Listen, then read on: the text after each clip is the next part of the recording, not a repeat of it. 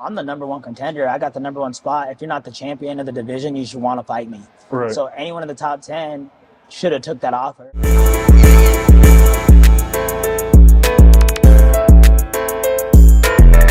Mile High Minute #1 blog in the universe, man. Today, I get the special opportunity to sit down with one of the greatest UFC fighters in Colorado history, in the world. The #1 flyweight UFC fighter right now, man, Brandon Royval. How's it going? It's going good, man. How you doing? Doing good, man. I appreciate you for, sitting down with me and showing love to the city. Oh, always, man. I feel like if I wasn't doing that, then what's the purpose of any of this, Right. No, that's real. First, we'll just talk about the fight that's coming up. So you got a fight version #5. Excuse me if I pronounce his name wrong. Taira. Tatsuro, Yeah. Tatsuro. Yeah. October 12th, Yeah. UFC Vegas 98. How are you kind of preparing for that fight? What's your mindset going into it? My mind state is just showing that there's levels to the sport, man. There's levels to this, and I believe I'm at a different level than most of these guys, and it's the proven game, anyways, So I get the opportunity to show it, and I get an opportunity to kind of shut down a young rising star. Hell yeah. What are your expectations going into the fight? Man, I always try not to put any expectations on myself and just be free flowing in there, and whatever comes. I always feel like anytime I have an expectation, it goes the opposite way or completely different. So it's like I don't have a necessary expectation. I just know me and that kid are going to put on a good show. Okay. Now, I think it was earlier this year. I believe it was after your last fight. You posted on Instagram basically a call out to like the top 10 in your division to come to Denver and fight. What was like the idea behind that? And could that happen? Is it already? The idea behind that is I'm the #1 contender. I got the #1 spot. If you're not the champion of the division, you should want to fight me. Right. So anyone in the top 10 should have took that offer. I think that would have been, those an offer I would kill for. When I was coming up, if #1 was calling out anybody in his hometown, that's actually how I got my #1 contender spot. Is I took it from someone in their hometown on short notice. Right. I wasn't even offering short notice. I gave him 3 months advance. So I still don't know why that didn't happen, and I was still bummed that I feel like that Denver card is my show. Yeah. So no one took it. Yeah, no one took it. Yeah. No one in the top 10, or I think even the top 15. That's crazy. Yeah. Why do you think that is? I think, hey, I'm the cardio king, bro. And it's like, I want to be real. It's like I'm undefeated in Denver. I have one loss in Denver when I was 18 years old. Yeah. Other than that, anybody that's ever came down from a different city or from a different place, anywhere, I put a whooping on them. So I thought it was a smart decision. You don't want to fight. You don't want to fight me in my hometown. You ain't gonna fight me in front of my mom, dad, and my whole family, my whole neighborhood. Like, right. That ain't happening. Okay. So you said you took the #1 spot. So you were the #2 spot when you knocked off Moreno. He was the #1 spot, and that was in Mexico City, correct? Yes. What was that feeling like, man? You were pretty amped in that post-game interview. For sure, bro. I always felt like it was crazy too, because I was telling someone about this yesterday. Is my childhood hero is Rey Mysterio, and my whole entire life, bro, I love Rey Mysterio. And then I'm looking up, and this fool's booing me and then cheering for Moreno, and there's like, that's like John always spitting on you, Yeah.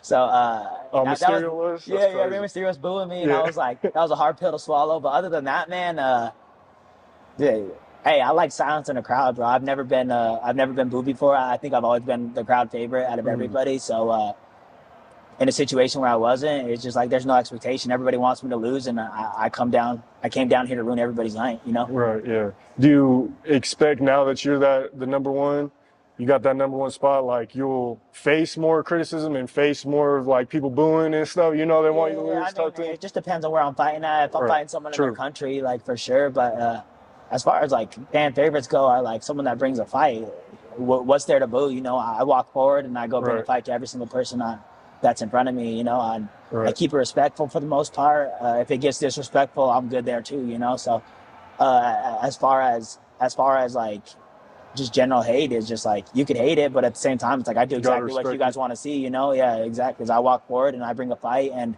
I'll put myself in danger to put someone else in danger. No, that's real. Okay, where'd you get the nickname Raw Dog? Raw Dog. I'm just playing. Oh man, I was just I think the name originated from some drunken dude just saying "Raw Dog" him over and over again, and it just kind of turned into like, oh, Raw Dog and Royval, or like just and like kind of just kept making plays off of it. And then one day, I used it, and I knocked some dude out, and it like went super viral, and it was like Raw Dog Royval everywhere. So I decided it might have been good luck to keep the nickname, and it was funny. And then I tried to get rid of the nickname, and then the Raw Dog sticks, you know. Yeah. Pause. No.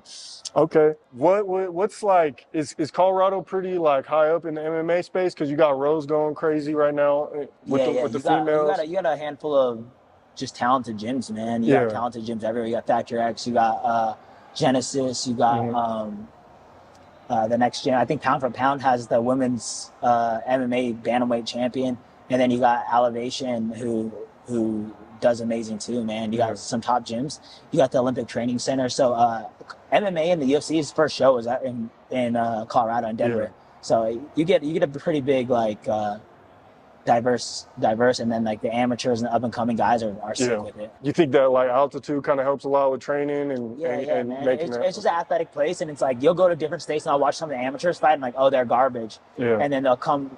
Like you'll watch someone from like Kansas City come to Denver, and they're gonna get mollywopped by some kid that's training with a UFC fighter, some professional fighters, and training with the real deal, you know. Right. Okay. How would you feel about your post-fight interview going pretty viral after the one versus Moreno? I mean, you were amped up, man. Yeah. I honestly usually plan my interviews out, and that time I didn't plan shit out. I just kind of winged it. So I was telling people I was gonna go to their house and take their shit.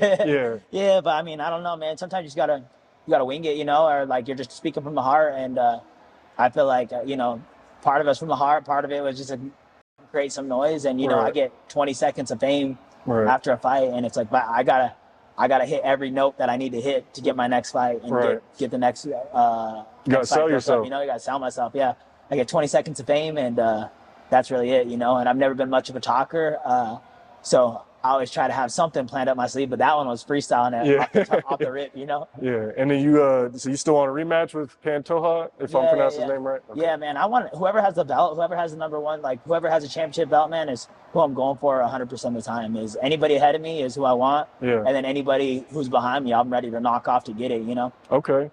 If you were to walk out to a Colorado hip-hop song or a certain rapper, or if there's a couple rappers you want to shout out, like, who would that be? I think, I would think like the best one, especially like when I was thinking of fighting Denver, is just taking collabs of some of the best songs in Colorado. You know, Troy Goods, AP, Trev Rich, one of my boys, Old Solera. He's a hip hop guy, man.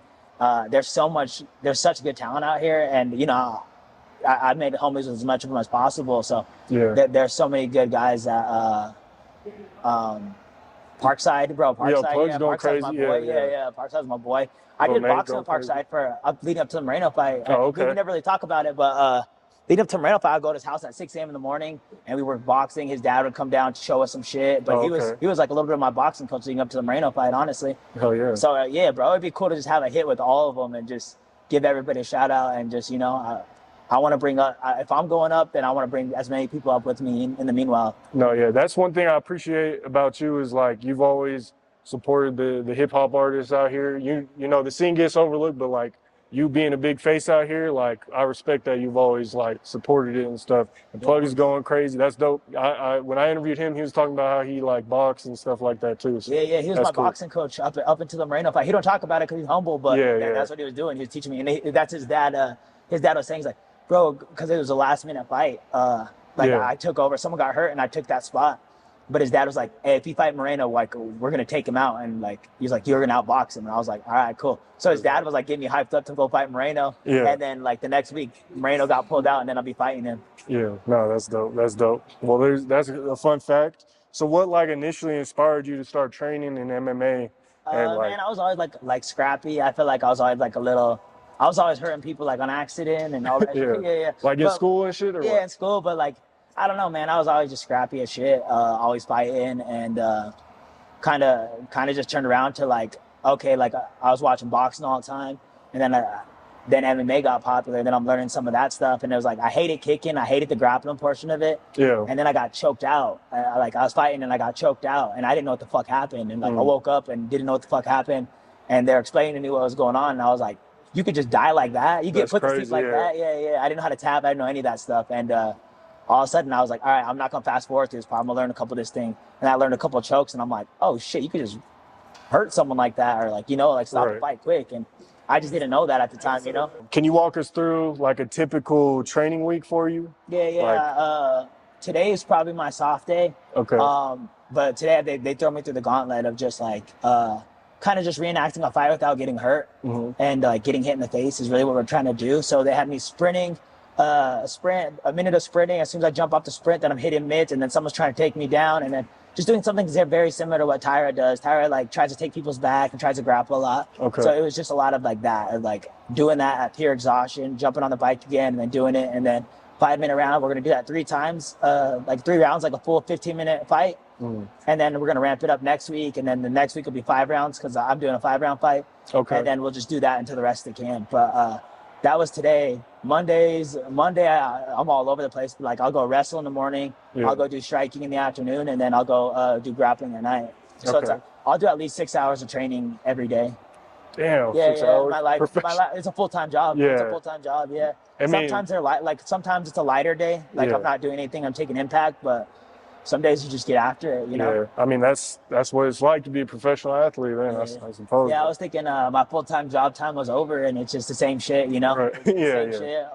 I'm hurt all the time, you know, learning how to recover and all that stuff too. Right. No, that's definitely important. I'm learning that even just on some basketball shit. Yeah. I know we kind of touched on this, but like if you could just go a little deeper, how do you approach preparing for a fight? Do you have any like specific rituals or routines or anything like that that you follow? I mean, I got a banging playlist before it. I always freak out right before I walk out. And then I always watch like Bruce Lee movies the day of the fight. Okay. So that's usually kind of what it is. But like other than like rituals is like I try not to get stuck on something specific, and then because I'll overthink it. Right. And it's like fighting, I don't want to think at all. I just want to kind of go and just be stress free. And I try not to like think about what hands are getting taped, what's what, you know? Right. Because otherwise I just don't want to overthink anything in there. MMA is as much as like a mental game as it is physical. How do you maintain the mental focus, resilience, and especially during high pressure situations, you know?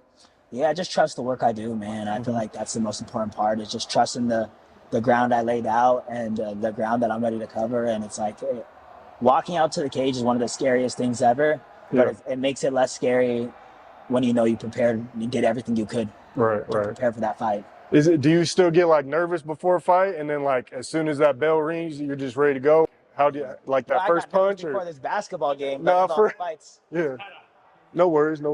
Yeah, I get nervous for the basketball game, let alone fights, bro. I get super nervous, man. It's.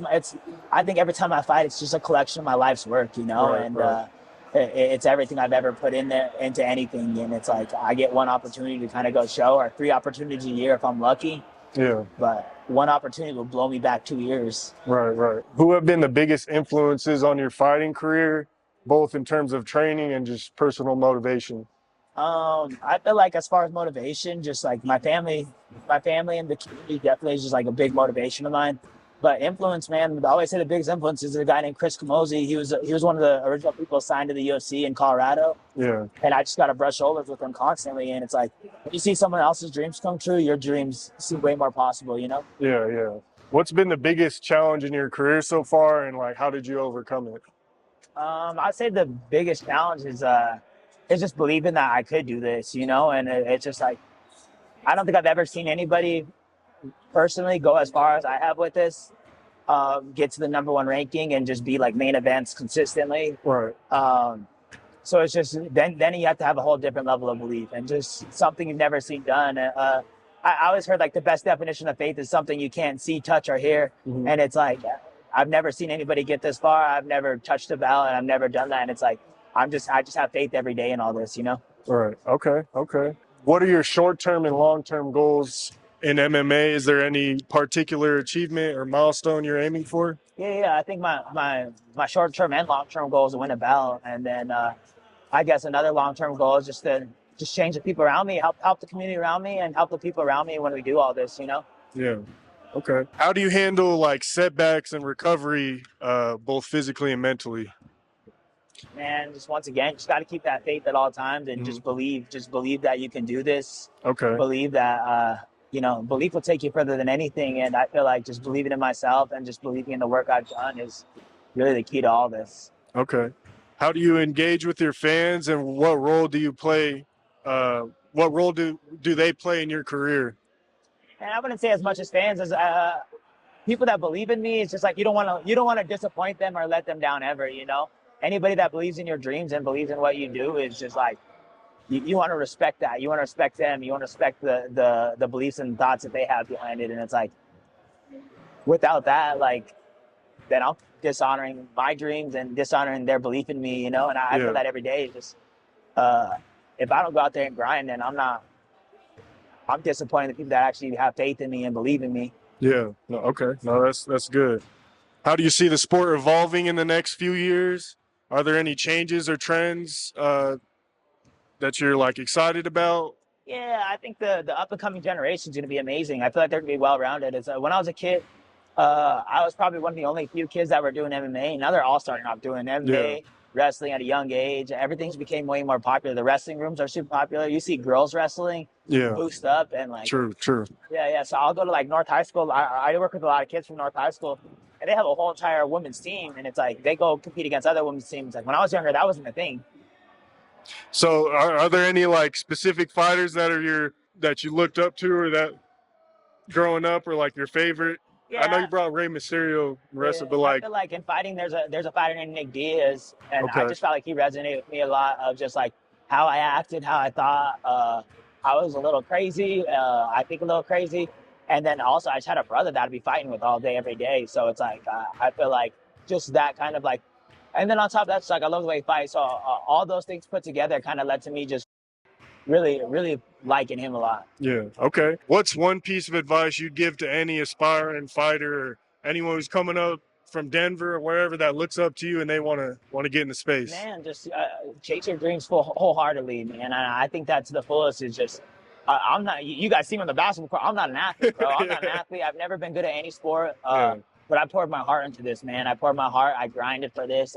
I worked for it every day, and I believed in myself. And I think that was just one of the biggest things that you could take away from me is just consistent work and pouring your heart into something fully will get you somewhere. Yeah, that's and real. that goes into anything too, by the way. Any sport, any work, any job.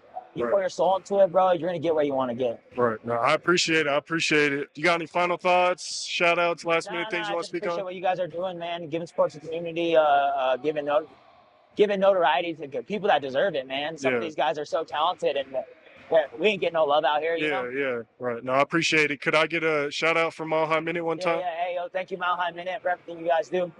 Appreciate it. Where can they find you at? On Instagram, Twitter, all that? On Instagram. I have a Twitter. I don't really use it, but yeah, Instagram's the way to get me. Okay, all links be in the description. Make sure y'all go follow Brandon and tune in for the fight on October 12th. October 12th. Make sure y'all go follow me, Instagram, Twitter, Facebook, YouTube, all that. Hit that like button, comment down below. Hit that subscribe button. And hit that bell button to stay notified when all the latest news drops. Mile High Minute, #1 blog in the universe. We out. Appreciate you. We out.